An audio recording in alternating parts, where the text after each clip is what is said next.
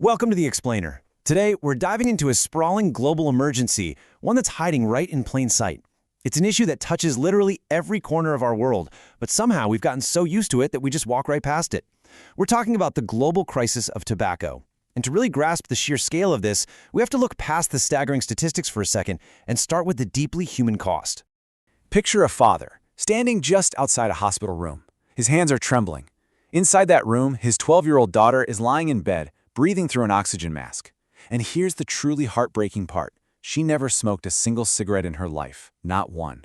But every evening, she inhaled the smoke her father brought home. And now doctors are telling him her lungs are severely damaged. It's in moments like this that the terrifying reality really hits. Tobacco doesn't just harm the person holding the cigarette. It destroys families, it steals childhoods, and it leaves a devastating trail right in its wake. Section 1. The hidden human cost. More than a personal choice. 8 million. That's exactly how many people tobacco kills every single year. Let that sink in for a second. That is more than many wars, natural disasters, and global epidemics combined. We're looking at a relentless annual death toll that just continues, as if it's business as usual. But the tragedy actually gets even darker. Over 1 million of those 8 million annual deaths, they're caused by secondhand smoke. That means over 1 million innocent people, kids, pregnant women, co-workers, family members, they literally die simply because they breathe the air around smokers. Tobacco doesn't just stay neatly contained inside one person's body. The damage spreads everywhere. Section 2. A century of deception. How addiction became profitable.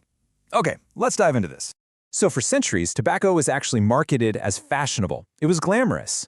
Back in the early 1900s, you could literally find ads with doctors endorsing their favorite brand of cigarettes. Crazy, right? But eventually, reality caught up. By the 1960s and 70s, the undeniable ties to cancer and heart disease were finally revealed, and public health experts started sounding the alarm. And yet, the industry just kept right on growing. Why? Well, because nicotine is incredibly addictive, and let's face it, addiction pays. Fast forward to the 1980s, and the crisis was undeniably global. This led the World Health Organization to officially launch World No Tobacco Day in 1987, dedicating a specific day to exposing the devastating effects of tobacco and finally fighting back. Section 3. The trap of addiction. The poison and the relief. It's really easy to look at smokers with judgment, to just ask, why don't you just stop? But the reality is, most people start because of peer pressure, everyday stress, or emotional pain. And that leads to a terrifying neurological rewiring. Over time, the person is no longer lighting up for pleasure. They're smoking just to avoid the agonizing physical and psychological pain of withdrawal. The true horror of this trap is that the cigarette literally becomes both the poison and the temporary relief from that exact same poison. Millions of people get locked into this cycle for decades. Section 4. The global ripple effect. Beyond the lungs. Now, what's really interesting about this slide is how it shows the sheer scale of the problem.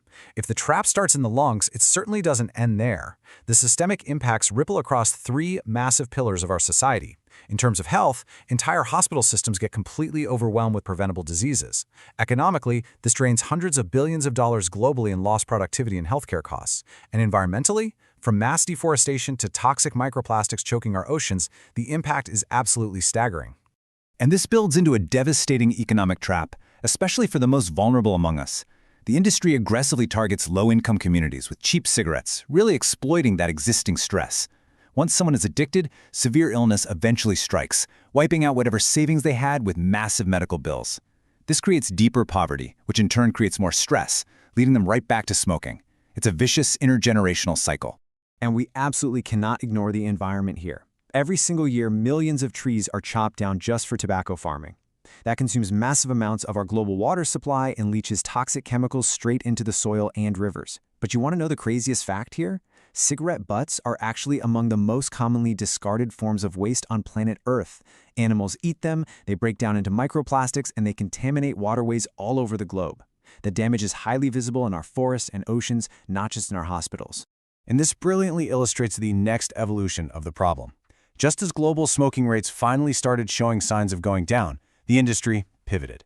Enter vaping and e-cigarettes. With their bright packaging, flavored nicotine, and incredibly aggressive social media campaigns, these products were suddenly marketed as modern, trendy, and safe. And just like that, history is repeating itself.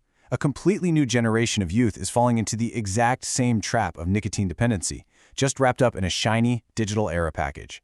Section 5. Reclaiming our future. From awareness to action. Look, individuals absolutely cannot fight a multi-billion-dollar industry on their own. We need systemic solutions. The sources point to governments needing to step up by implementing higher tobacco taxes, enforcing strict public smoking bans, and really locking down on advertising. But it also has to be humane. We need to provide robust mental health and cessation support for people who are already addicted. And crucially, we have to find alternative livelihoods for the farmers who currently rely on tobacco crops just to survive. It requires a balanced, whole-of-society approach. But hey, empowerment also happens on the individual level, right? First, if you smoke, try to quit. The human body is incredibly resilient, and it actually begins healing surprisingly quickly. Your heart rate improves, and your lung function starts to recover.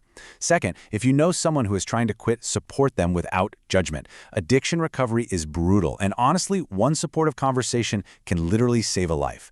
Third, spread awareness, especially when it comes to protecting kids from vaping.